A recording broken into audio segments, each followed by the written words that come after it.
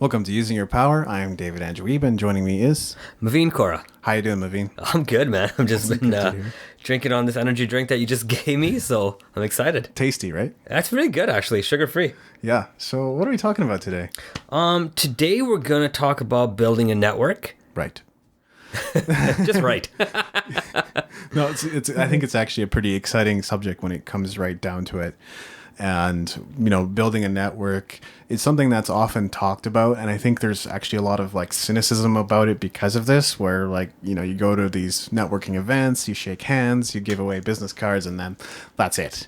Where somebody who's really prepared, knows what they want to share, knows what they want to say, or even just like a really well organized networking event can benefit you in so many ways and like propel you forward in your life or in your business or whatever it is that you're doing. So I think we're definitely examining it from that positive perspective of like why you'd want to build a network, why we think it's important, and the ways in which it can benefit you. But yeah, just acknowledging that there's probably a lot of cynicism and negativity out there about it too. Absolutely. And, before we get into that, I think we should make a quick mention of that this is our 10th episode that we're going to be recording together. And we've definitely gone through some ups, and we've definitely been learning quite a bit, and, just kind of our own dynamic of working together. And what are your thoughts on the first 10 episodes before we get into this one? Well, I think we're developing our chemistry over time. I think we're flowing better.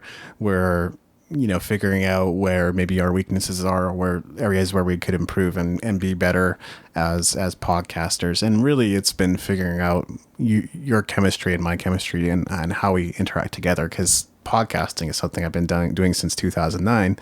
And throughout that process, I felt like I got better and better, and I was able to express myself better over time. But it's always still a new thing or a new dynamic when you introduce somebody else completely. So that's kind of where we're at. But it gets better with each episode, I think. No, I agree. It's different when you do it yourself, right? When you're podcasting yourself, you're just kind of responsible for talking about to the audience for yourself, not really talking with anybody else and interacting, right? But when you have that two-person dynamic, one thing I've noticed is really when to kind of come on into the conversation and when not to come into the conversation.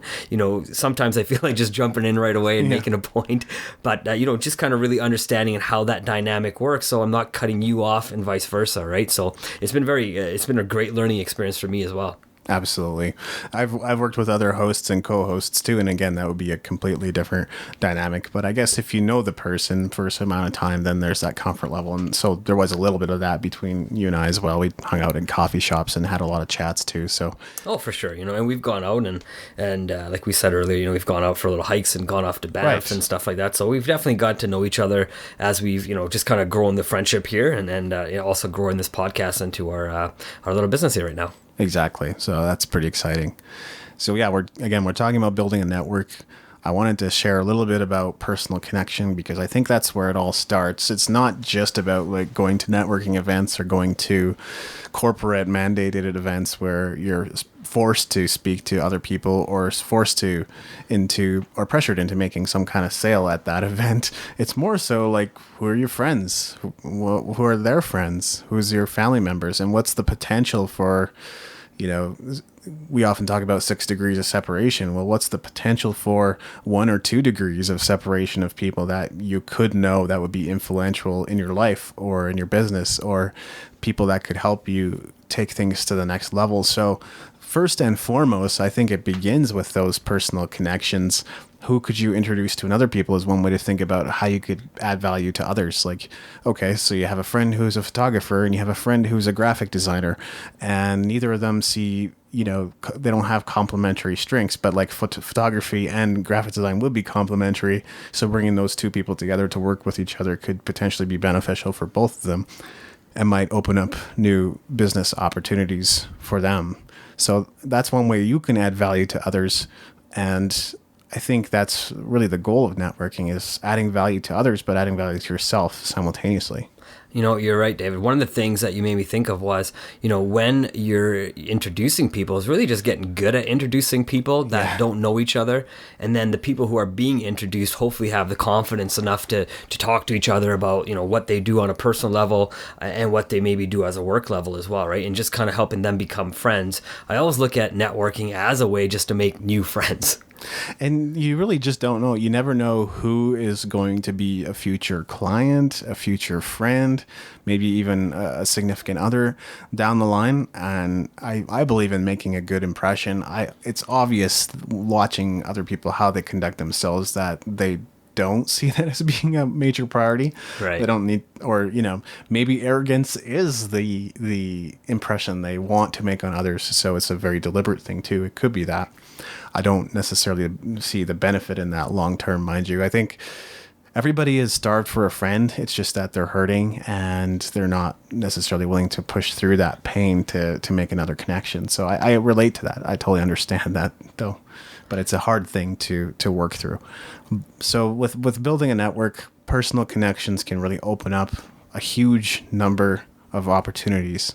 What do you think? No, I agree. You know, the one cool thing that we have right now is our social media, right? I mean, there's 400 or 500. Some people have 1,000 Facebook friends. If you actually communicate with all these friends of yours, you would really be able to see that there are people who are in different genres of maybe music or in different hobbies that people have, that you're able to maybe connect with these guys or girls and really just see how you can bring that into what you're doing as well, right? I mean, everybody has a different talent, and if you can open up the network you have, sometimes you don't even have to go outside of that network, right? Obviously, I would never recommend only staying within your network. I think it is important to go outside of your own personal network and meet people you don't know, kind of like how I met you, right? I mean, we met at a show home. You came into where I worked, we started chatting, and you said you podcasted, you had your own home-based business, so it's kind of neat, right? It's something that I wanted to always learn about and get into. If I had said, oh no man, I'm only dealing with my 400, 500, 600 people that I have on my network, and that's it, I'm never making any new friends, this would have never been happening right now. Yeah, I think, that's part of just letting people surprise you. So you never know what relationships or what friends will surprise you in the future and come to you with opportunities. And I've had that so many times where, maybe it's not the best way of approaching people, but I've had friends say things like, hey, are you looking to make some extra cash right now? Like, who isn't? But but those have sometimes turned into really good things, because I know, it might be another musician and they might be booking some great gigs and they just want me to come and play, which is, why wouldn't I want to do that? That's cool. I gained some experience. I got paid for the gig and we have a good time. And then it's actually worth my time as well.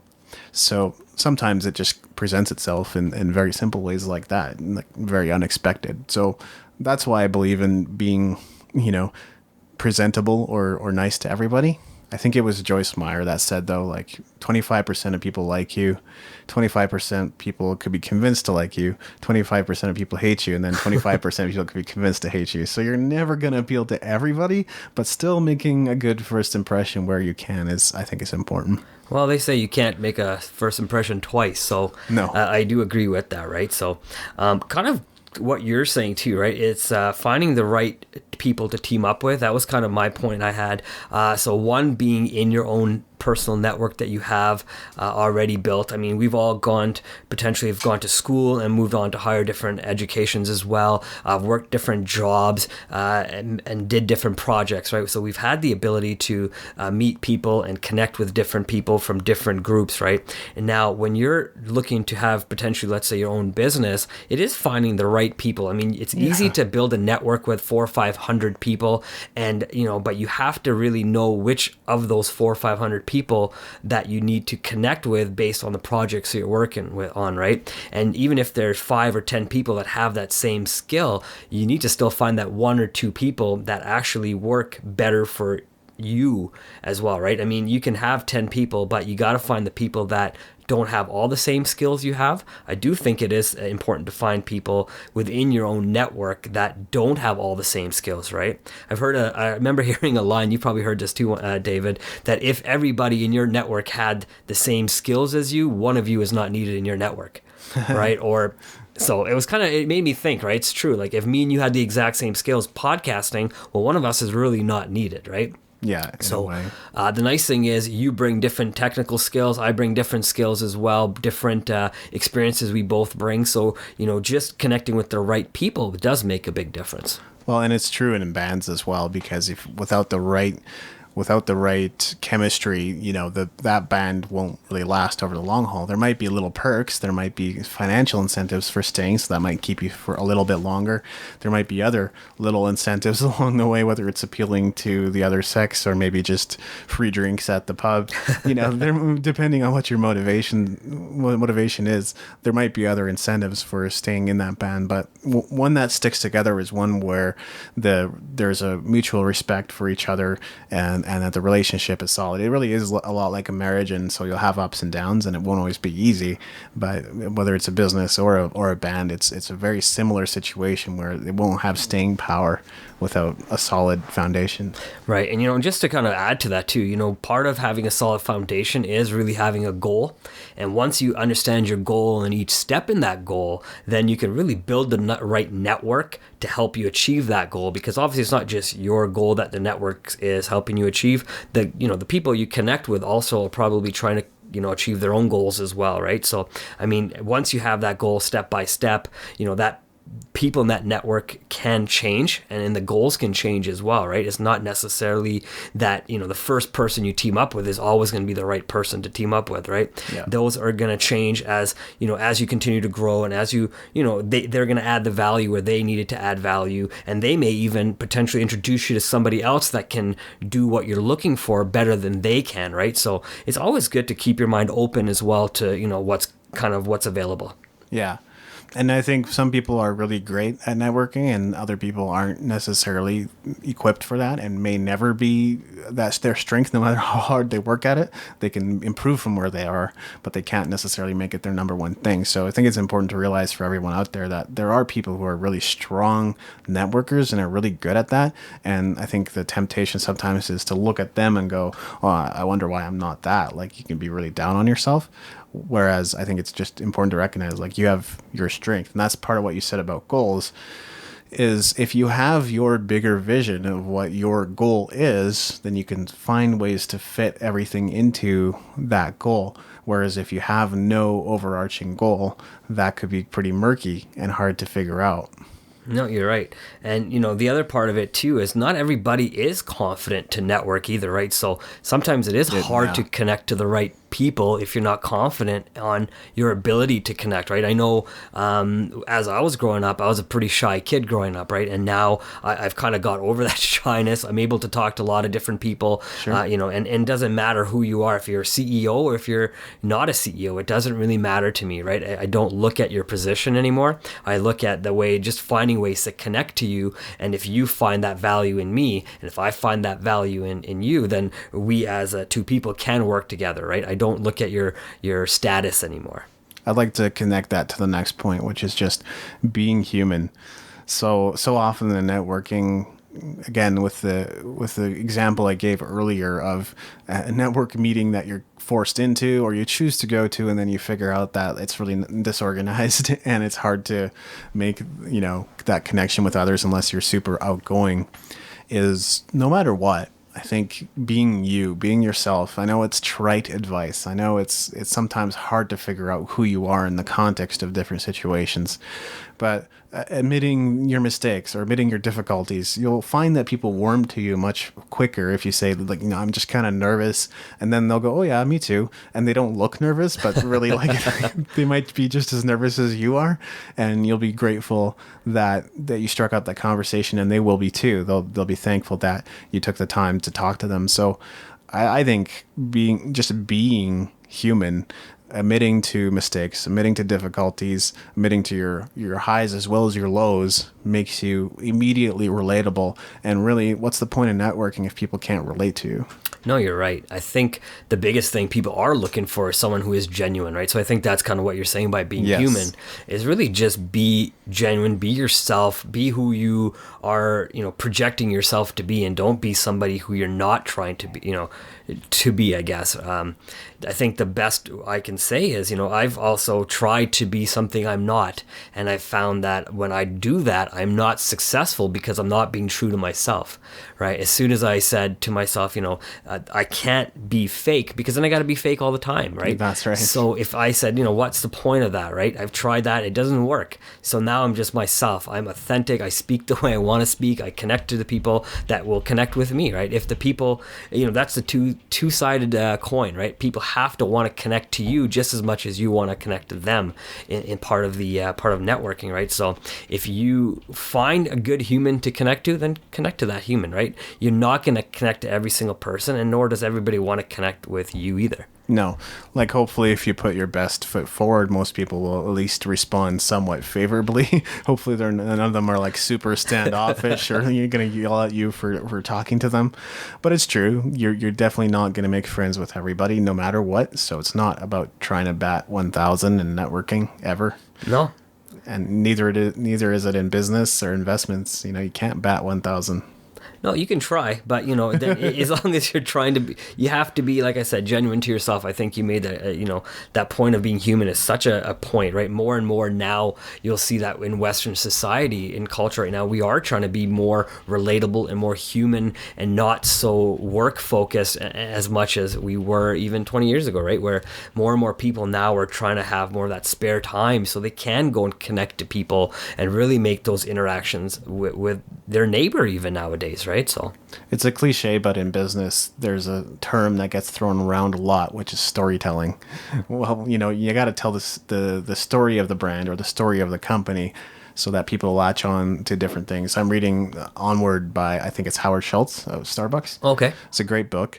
And he's talking about this very thing. It's like, it's not just thinking about what your company's values are. It's also about how is it going to be communicated?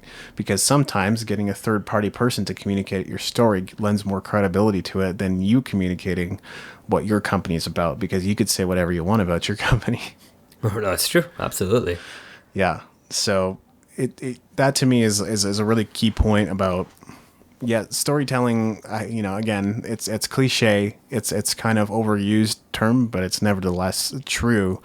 You want a way to communicate who you are and demonstrate that through illustration, not just through like stats or figures or just like something that came out of your mouth. You're right, David. Storytelling makes you authentic, right? And it makes you genuine. And people can connect to authentic and genuine. People have a very hard time connecting to somebody that's just throwing out numbers and stats and just trying to quote what they've read in the news or read on social media or heard their buddies say, right? But when you have a real experience and you can connect that with people, I mean, that just opens up a whole brand new way to connect to other people. It was actually a problem with one of the movies I watched recently, which I think it was Video Game the movie.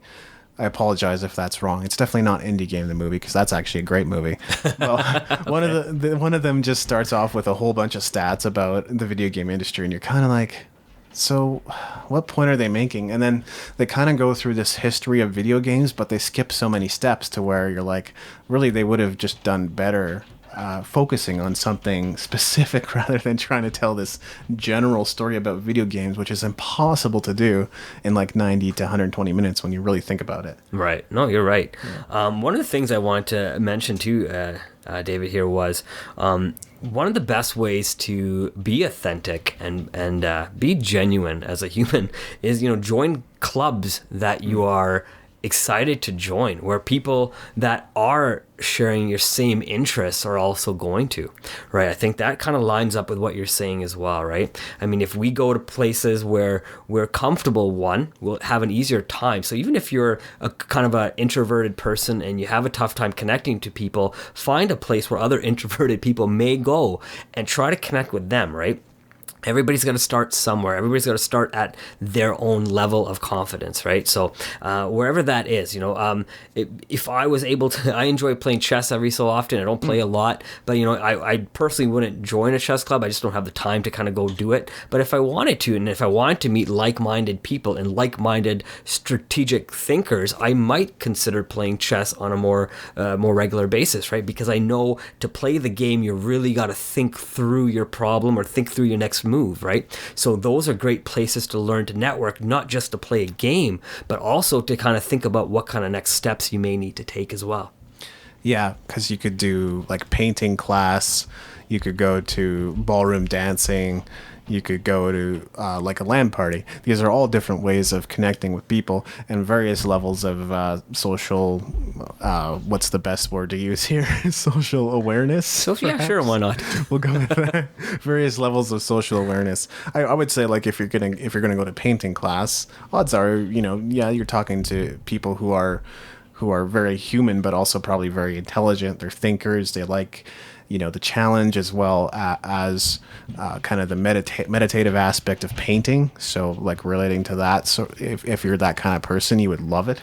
Well, the nice thing is too, just on the painting thing. So even in Calgary, they have like these paint nights, right? So you're going out, there's a lot of them actually. Yeah, there's tons, and there's people going that have not really into painting. They're only going because it's a new experience, right? And sometimes to go to these places, it's just for the experience, right? You might just kind of do a quick network. You might say hello to everybody. See, you might be sitting next to somebody and say, hey, what do you do, whatnot. And you may not, that networking part may not go anywhere because you're not necessarily trying to network with every single person that you ever talk to, right? That's not being genuine. But if that genuineness of networking just comes naturally, I feel. That's a really important point. And I think for people who are introverted, maybe coming prepared with a certain number of questions. You don't want to make it sound too robotic or anything. But, for sure. Can you set up a bit of a formula for what that looks like? In network marketing, we had a form. That's so right. Family, occupation, recreation, and then M doesn't make any sense at message. But well, message is just having a conversation. Hopefully that's been opened up now because of using talks about family and recreation and right. Occupation, right? So in the message, the context of sales, like it could be like, okay, now they might be ready to talk about coming to see my business or learning about a product or something like that. Yeah, for sure.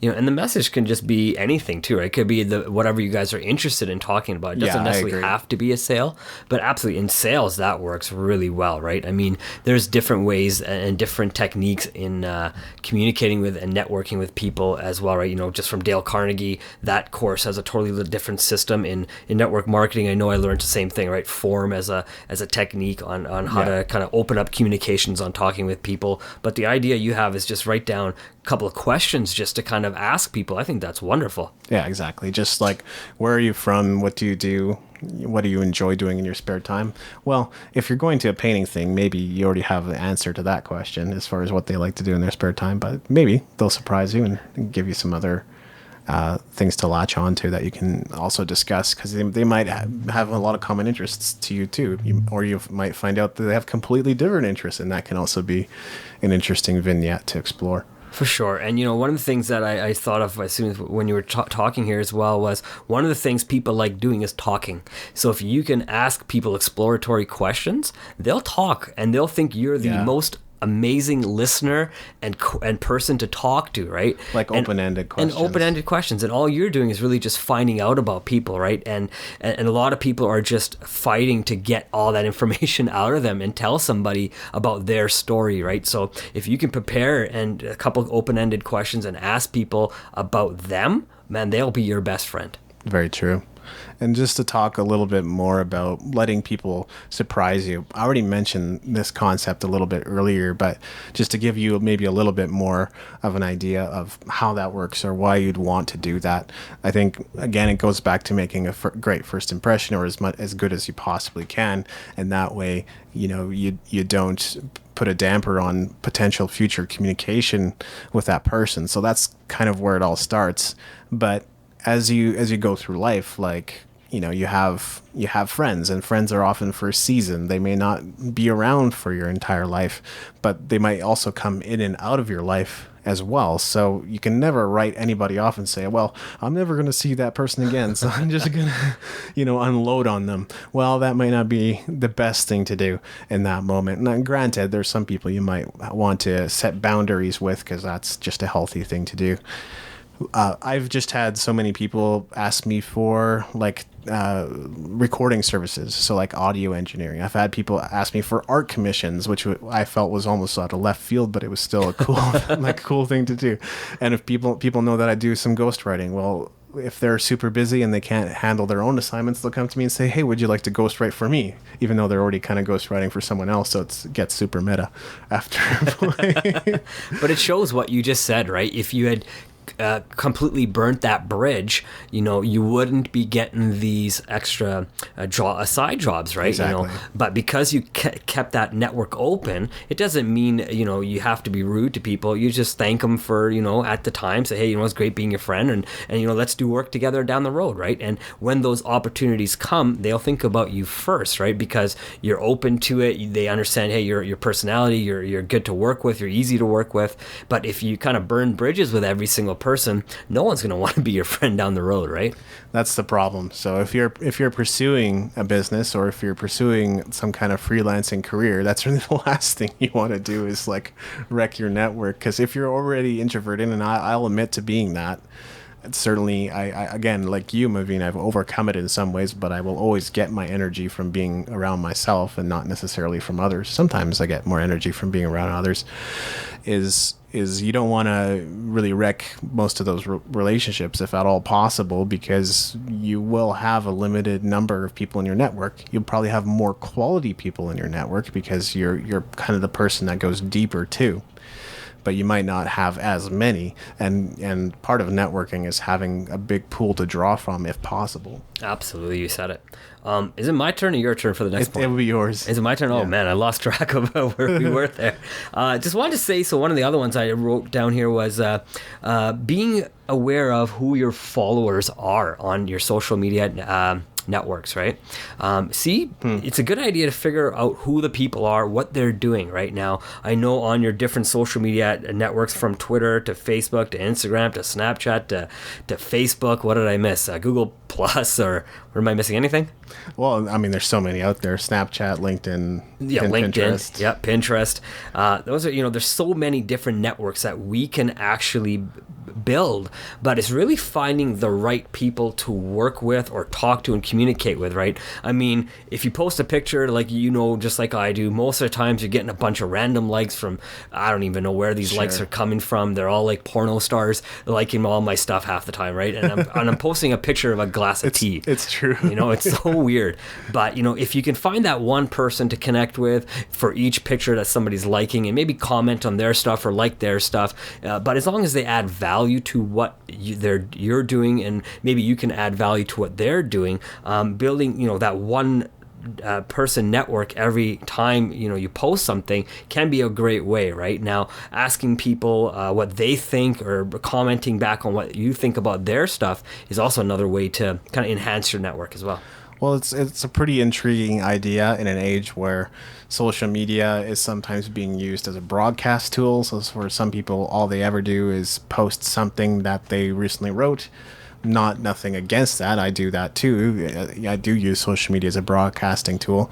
But also, some people only post things from BuzzFeed because BuzzFeed's cool and it's entertaining and it draws people in, and I guess it makes them look or feel smart for posting it and sharing it with their friends. Some people are completely self-involved. Some people are only others focused. But I think what you're talking about there too is being others focused with your social media. Why not reach out to that new follower who followed you? You never know why unless you ask. That's right. So and on that, and it's exactly what I'm saying, right? You got to really go to where your followers are, right? And especially when you're looking at the social media aspect of it, right? Obviously, you're doing all the work in the back end to build your following, right? So if your following is mostly on, let's say, for example, Twitter or Facebook, then using programs like Pinterest or Snapchat may not be the best for that particular network you're building, or in that segment of the market you're building it in, right? It really comes down to knowing where your audience is, and then building your network from where your audience is. Well, also an interesting thought. Yeah, I guess that's something we think about so often in business, right? With social media, it's like, well, we have to go where our target audience is. It doesn't make a lot of sense to waste time on social networks where we can't discover any people like the ones that we're thinking about. But you're saying that applies to networking as well, is figure out who your target is and then try to go to on social networks where those people exist. Yeah, it's, and it kind of lines up with the same point I had before. It's just, joining the right clubs. If you go join the right club to join, maybe it doesn't have to be a club as in a party club, but it can be if that's what you're doing. That could be it as well, right? But it's just really going to where the majority of the people that you have that likeness with, or that agree with what you are doing or like what you're doing, and then building that relationship, right? It doesn't have to be necessarily a business partner. It could be a network of followers as well, not just business folks. Right. And the movie I was talking about earlier actually is Video Games, the movie. So it's got an S in there. Oh, okay. So you're close. It's pretty close, which is fine.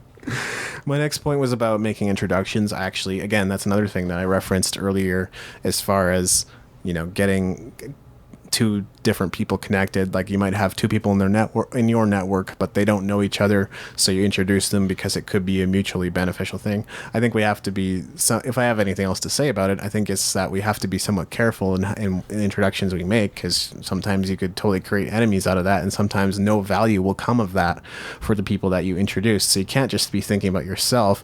You also have to be thinking about the kind of people that they are, and then determine whether or not they're the right people to be introduced to each other.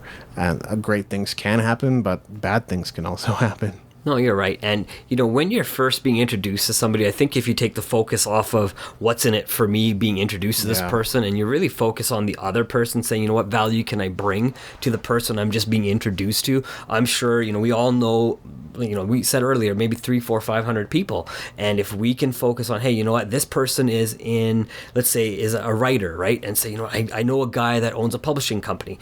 I can maybe introduce this guy to the publishing company and get those guys connected. And, you become that person that adds value to the people you're meeting as well. And then, and they will thank you. Not, it doesn't have to be a monetary, it doesn't have to be any other way, even if they just say thank you, right? But you get to be known as that guy that can build networks and build communication between two people that are always looking, right? And sometimes the consultants that make good money are people who bring things together. It's one of those paradoxes that's existed probably for thousands of years, which is this whole idea of giving without receiving. Now, I don't think that applies to every aspect of life, but when it comes to networking, it's true. Sometimes you don't see the immediate value in building connections, because maybe you have a financial goal, or maybe you have a certain goal that you're looking to meet that isn't that, or that could be monetary, or it could be something else, but you have a goal that you're trying to meet and you don't know how networking is going to get you further towards that goal. It's kind of one of those paradoxes of networking. In the long haul, you'll see the results of what you do if you do it well, if you meet the right people, if you go to the right groups. Then you'll begin to see maybe they plant you with ideas you can immediately go and use towards the achievement of your goal, or they'll provide you with resources, or they'll point you to a website you didn't even know about that could totally help you get to the next stage. So those are some of the intangibles of networking. No, you're right. And, part of that as well is just, letting the universe introduce you to people as well, right? I don't know, this a little bit of the woo-woo stuff, but, there is a part right. where, if you open yourself up and allow the universe to connect you to different people and not judge what's happening, you're right, you will meet the right people, and those people will, kind of guide you potentially in the right direction without judging them. I think there is something to that. Sometimes I'll just be in a room in a group of people, and some of them might be familiar, or I guess I should say they are familiar to me, and not all of them, but some people I might have seen a few times. But then there'll still be someone specifically that I know that'll be like highlighted to me. Right. for lack of a better way of saying it. So sometimes there just kind of is that synergy or synchronicity between you and another person. You're maybe just going through some of the same things. This is really the same way how friends are often attracted, right? If you win a friend with complaining and they complain about something too, that's pretty much what you win them to. Now they're the friend that complains to you. That's the winner, right? Yeah, and that's something to be watchful for to an extent, because what you win them with is often what you win them to. But hopefully they have the maturity to see that like the friendship can definitely grow beyond that. Like, yes, you may have complained about the weather that day to each other, but hopefully you have the foresight to see, well, there could be more common ground to this than just complaining about the weather, and hopefully it's not just based on complaining. Yeah, hopefully not, right? And I mean, if you're built your network based on complaining, unless that's what your group is about, you probably need to get people out of your network, right? Yeah.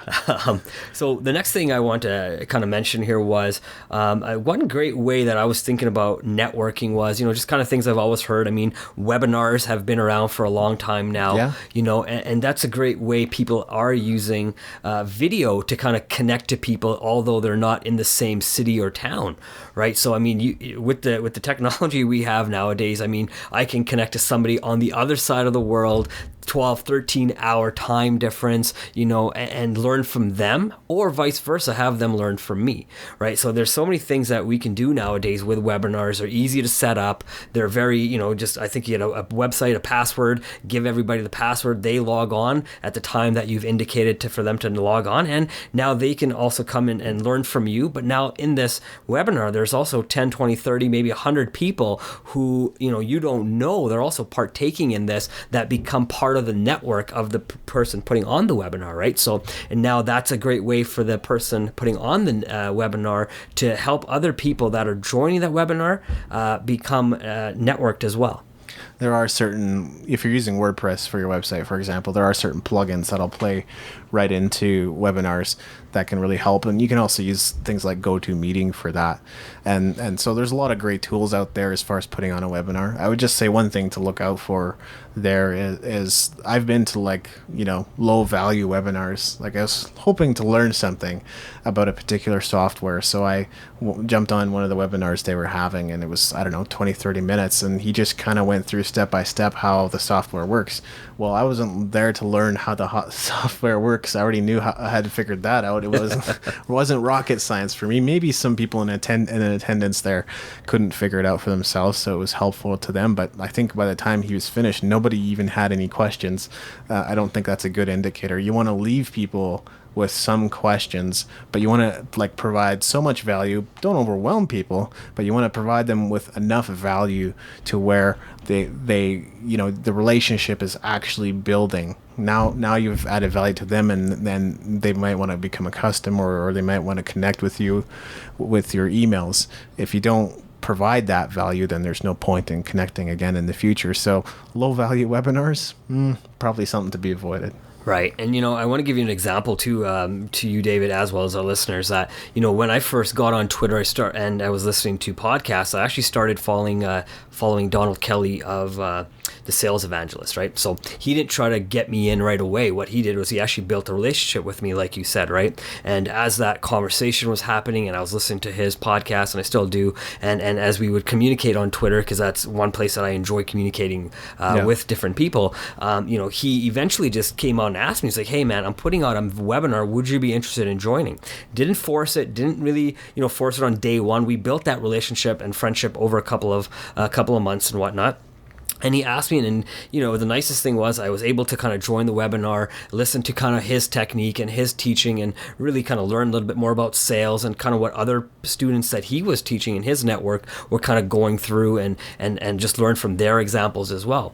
Now, the coolest thing was once that webinar was over, he actually kind of hung out with me on the phone, and we kind of chatted after the webinar and really got to know him after that as well, right? Kind of neat thing. He's in Florida. I got some family in southern Florida as well, in Boca Raton, and he's like, when you're down here, come meet with me, right? I'd love to have a lunch with you or a dinner with you and the wife. So we've been able to develop that friendship off of a simple communication and just kind of chatting, and when I do go down to Florida, I'll absolutely go and meet with him and kind of just build that network, from that network of friendship. That's awesome. I really like that, and I think I would encourage anybody to do that, because out of that friendship, I don't want to say special treatment, but you might get a few more gold nuggets thrown at you just for being the kind of person that's actually engaged with them. I mean, I know I would engage with anybody that said, "Hey, a great blog post. Can I ask a question?" Of course, you can ask a question, but just making that extra courtesy to me shows that you're actually engaged and interested in the conversation. Then we can have a real discussion. Whereas somebody that just shares it and says, "Well, I shared your post and like I didn't hear anything from you," is maybe has their expectations misplaced a little bit. Right. And, for me, what I take from it is, if you don't put yourself out there, he could have said, "No, man, I'm not really interested in having dinner. I'm not really interested in meeting you guys," but that's not his brand. That's not who he is as a person. Yeah. He's building himself into a brand, right? So it was really neat for me to know, because our personalities connected, our talking it was easy to talk to him, and he's all, it was interesting actually in during our building of the network, I'd tell him, say, "Hey, you know what, I'm going to use what you said in this podcast, and I'm going to try to do 10 calls by 10 a.m. right? So that's when I was working with the company I was just working with, selling telecommunications, right? And I would just go ahead and tell him right away. It's like, "Hey, man, I got 8 calls, but I had 5 great conversations and 3 no pickups," and whatever that result was, I would tell him right away, right? And in that network, you can also be encouraged when you are talking to the different people as well. And with that kind of thing, it can also be a timing thing. Like if you had a podcast and you said, "Well, I want Seth Godin on my show," well, you have to ask yourself a couple things. Do you have an audience that Seth has never spoken to before? Do you have like a really unique niche audience? Because that's one of the things that Seth is looking for. And B, did Seth recently release a book? And if the answer is no, I'm not sure that he might. I'm not saying he won't. I'm just saying, like, this is how a lot of business owners or entrepreneurs will think, right? Well, is it worth my time, or is the timing right for me to be on this show right now? It has to be oftentimes a strategic decision for them. So like, they're not necessarily being rude automatically, but they are saying like, my priorities aren't there right now, but come back to me at this time and we can figure it out. Like, that's usually what their no means. Well, I think you're right. And in networking, it is all about timing, and it's all about networking yourself at the right time, right? So I can go out and put myself out there randomly, right? And it may not get me the results I want. So, if Seth Godin is putting out a book and then going out on tour and talking to different podcasters and different multimedia facets, then why not, right? But if he's not putting out anything, then there's no real value potentially to talk to different groups, because he may not be adding any additional value which he hasn't already on different podcasts or different platforms, right? But if he's coming out and he's willing to engage with different audiences, then absolutely, right? But it's also part of his plan, I'm assuming, to engage with people at certain times to develop his network and grow his business brand as well. Another aspect to timing is just reading the room. Having some awareness about what's happening. So if the format of the meeting is where the facilitator goes up on stage and speaks for 30 minutes, probably the wrong time to go around introducing yourself is while they're speaking, because they want to make sure that they're being heard and respected, and maybe they're setting important ground rules for the entire networking event or meeting that you're at. So yeah, definitely picking the right times. Maybe if it's a properly organized networking event, then they might even tell you when that's supposed to happen. In some networking events, it just happens automatically, and somehow you'll just have to find yourself, find a way to connect with the people that are there, or try to identify somebody that you can relate to, and even just shake hands with one person. Like, that's better than nothing. And I'd say, you mentioned earlier about goals. Well, setting goals as far as how many people do you want to talk to. Like, you have to set goals. When it comes to people, though, you always have to set goals, not based on numbers or what your expectations are, so much as, because you can't really control the results, but you have to set the goals based on what you can control, the factors that you are able to manipulate. Right. And just based on what you just said, right, the things that you can control are smiling, yes, shaking somebody's hand, and introducing yourself, and then letting that conversation go where it may, right? I mean, we can't control how the other person will react to us smiling, shaking their hand, and introducing ourselves. But if that person is open to wanting to connect, then they will connect, and then that's an easy thing to do, right? I've heard another quote earlier too. It's like half the world is waiting for the other half the world just to put their hand out and smile and shake their hand. Pretty much, right? So something along that line, but that's so true, right? Because we're all so afraid sometimes to just put ourselves out there. We may miss opportunities to connect to people that can make huge differences. If we're looking at business, that to our business, or if we're looking at personal life, there's a lot of people out there that can make big differences to both sides, right? Yeah.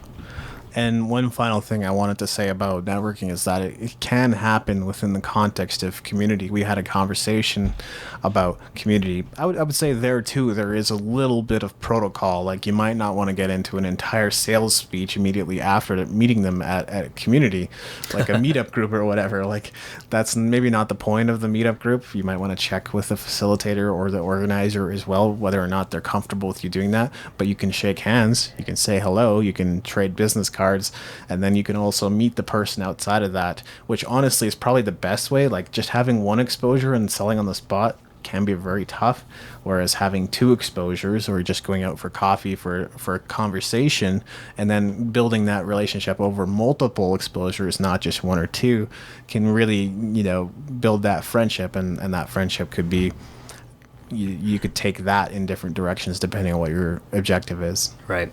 I'm not sure what point we're on anymore, because I've kind of lost track. I think it's probably your last one. Is it? Okay, yeah, because this has been a great conversation, right? So I can't keep track of what point we're on anymore.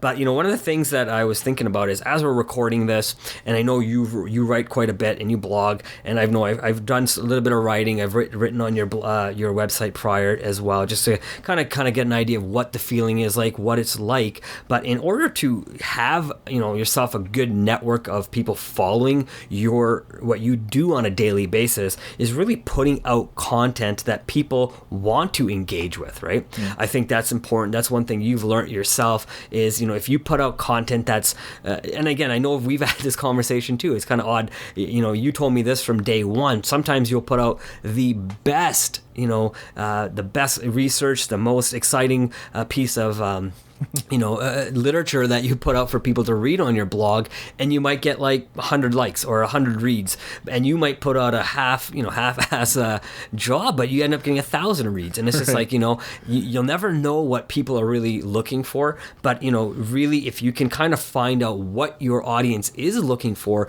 you can then start tailoring those articles and blogs and these podcasts right to those people, right? And the only way of doing that is asking your network of people who want to follow you, what are they looking for out of your content? That can be an elusive thing for sure. I mean, so often the advice is define your niche market, study your niche market, use the terms that they use the languages that they use to connect with them, mirror back to them their problem better than they even understand it. I agree with all those points. I just think there's might also be industries where that's not totally applicable or not possible. For example, the music industry is a very interesting one. I can find stats on certain things, but there are so many things that are shrouded in mystery as far as the music industry goes. It's not a very transparent industry.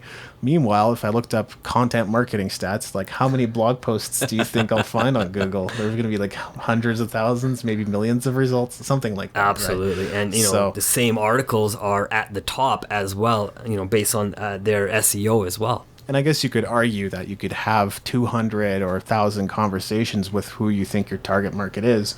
Then you could really delve deep and formulate thoughts on how to communicate with them. So, I could see that as well. And that might be one way to build a network, is in an industry where there's no stats, there's no indicator of what the problem is, or, you've validated the market, but you're still not sure how to appeal to them. You could then have these 100 or 200 or 300 Skype conversations and build your network that way.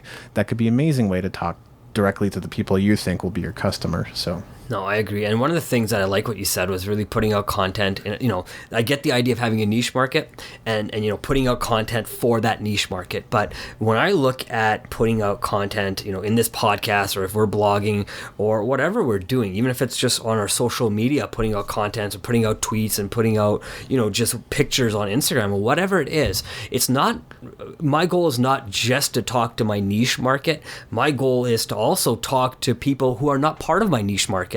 Because how else do you develop a following or build your network if you don't look outside of what people are comfortable with, right? It's kind of what I was saying before. If you're good on the technical side and I'm not the best on the technical side, now if I was the best on technical side and you're the best on the technical side, one of us is not needed, right? we both know how to do the same job. So we found skills that are exactly the opposite, and we're able to make this podcast work because we are two completely different people bringing two completely different, just sets of information to what we do. But if we don't look outside of our own sphere of influence as well, then we may not be able to, grow outside of our own niche as well. And there's also people like Dan Norris that said instead of going super niche, they decided to go very general, and that they found the success that way. So it's surprising sometimes what works, and that things we sort of come to accept as like common sense or good advice isn't always common sense or good advice. It as a general rule, it maybe works across most businesses or most network building activities, but it doesn't necessarily work for every business, every industry, every niche. So I could see that side too, is sometimes being more general will pull more people in, and pulling more people in can sometimes mean tailoring to an audience you never thought you would. I think my blog post on the power of your subconscious mind is the perfect example. I'm not even thinking that necessarily musicians are reading that, but it's one of the most popular posts on the Music Entrepreneur website. I think it's probably book lovers or personal development people, or people that are interested in learning more about the subconscious mind that are coming, not necessarily artists, creatives, or musicians. So I'm not naive in thinking that. Fair. One of the things I want to ask you is I want to challenge you with a question. I know you don't know this question, so I'm going to do it anyways. I like kind of doing this on the spot sometimes and in using your expertise, right? I think our listeners will definitely be able to, grow their understanding. And I want to ask you, when you're putting together content, what is your kind of formula so you can engage with the people that one, that are going to read what you've written, two, and how you're getting new readers to come read your content on the website? Well, I think first of all, it's a matter of ongoing testing. What gets response? If you publish 200, 300, 400, 500 posts, you will have some that are going to get you 50% of your results or 80% of your results. It's not always exactly an 80-20 split, but it often is pretty close to that. So through ongoing testing, what sort of things are you ranking in Google for? And that's actually a good indicator of what people are wanting from you and looking for from you.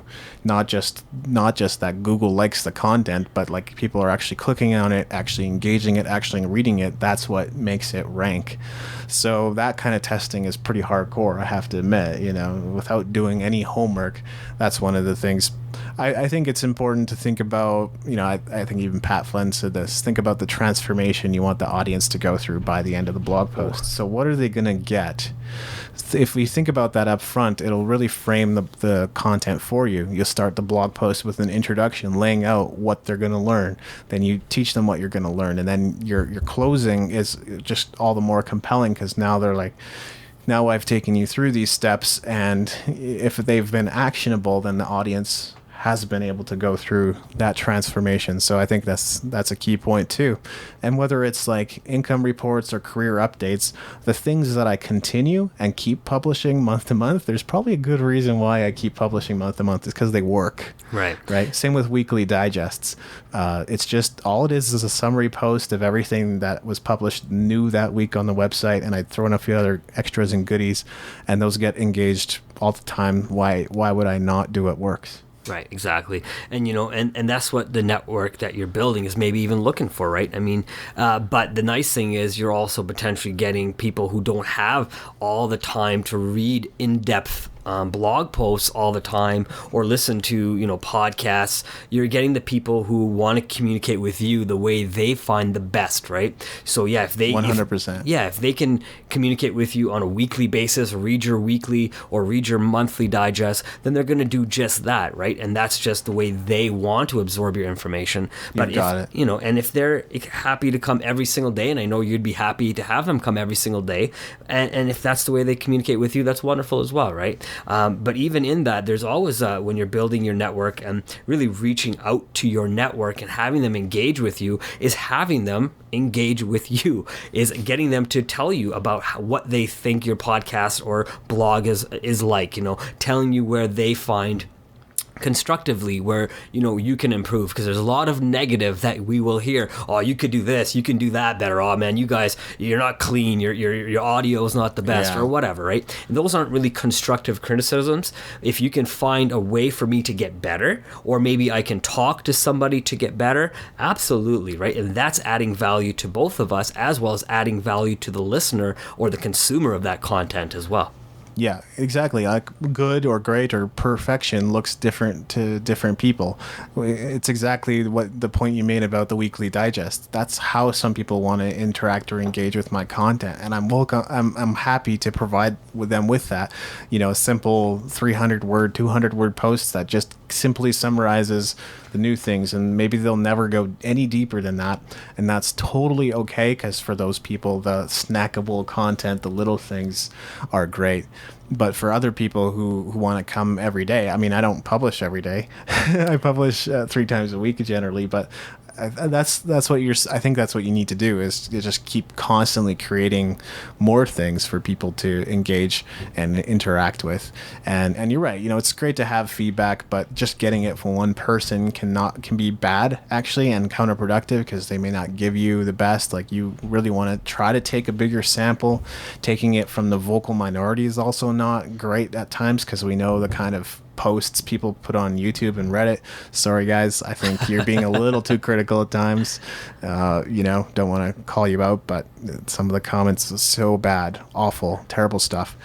And so you're exactly right. When it comes to asking questions, when it comes to feedback, we really have to wade through the bad and identify the good, the stuff that's constructive and helpful. Well, I think you said it, and this is just kind of a quick example too, right? You go to a restaurant, you have a bad experience, you tell everybody. You go to a restaurant, you have a good experience, you tell a couple people, right? And the bad definitely does overweigh, unfortunately, in our society, right, the experiences we have, right? So, I mean, having constructive criticism is great, and that's the way we can build our network, right? And if we have constantly negative feedback, it's just like in buying, it's like in sales, right? No different. If the people that you're selling to can't trust you, they won't allow you to connect to their network either, right? It's that trust level. It's, if I've had a bad experience, I'm not going to tell somebody I love and trust to do business with somebody that gave me a bad experience, right? So, I mean, there is a way, that we have to do these things.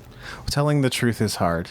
Yeah. Like when people ask, what do you think? I'm now trying to give them the truth without being like disrespectful or being insulting.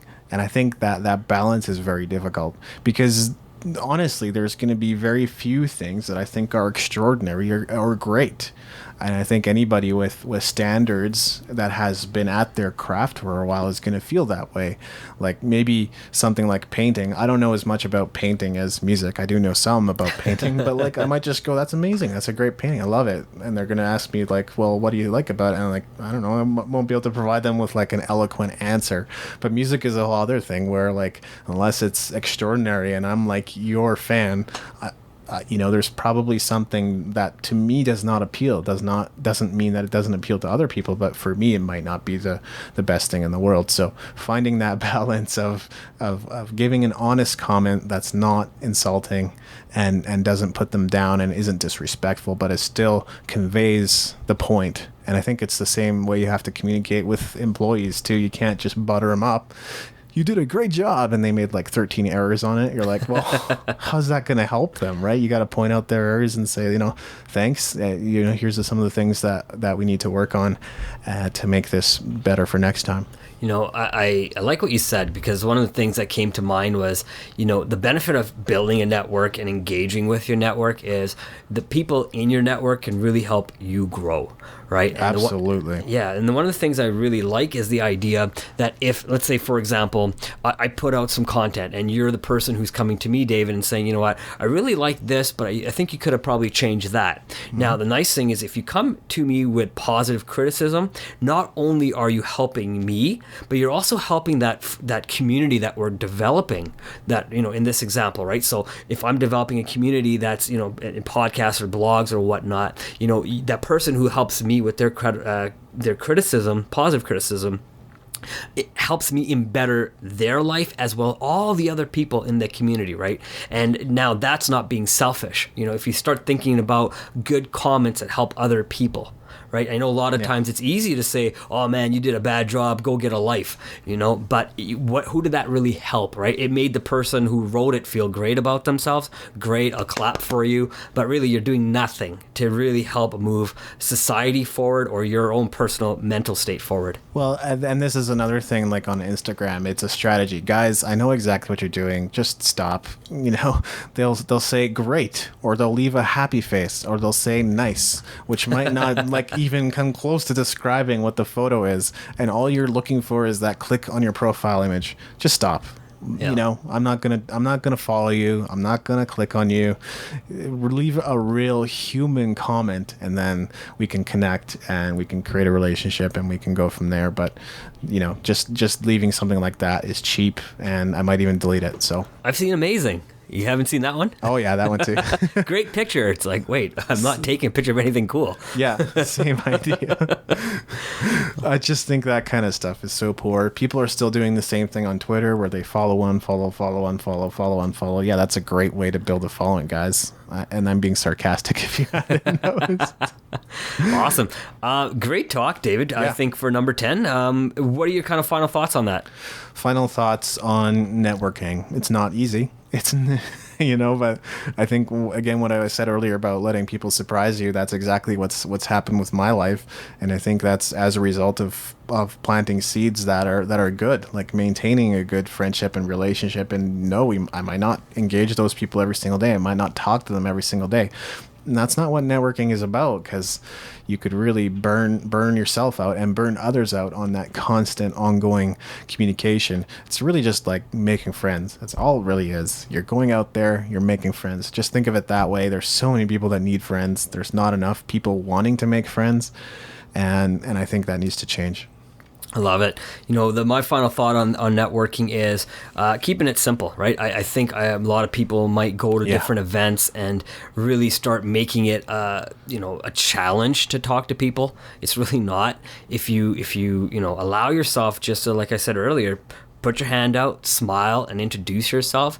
That's really as easy as it can be, or as hard as it can be. It really depends on your mindset when you're doing those simple actions, right? And like you said, I like the idea of being friends, because you're not necessarily on the first time meeting someone trying to do your 30-second elevator pitch and trying to sell them something, right? No. The whole idea of a network is to really build that friendship, build that following, build that communication and camaraderie. Can't even say the word. Camaraderie. Yes, that word right there, with people, and do it together, right?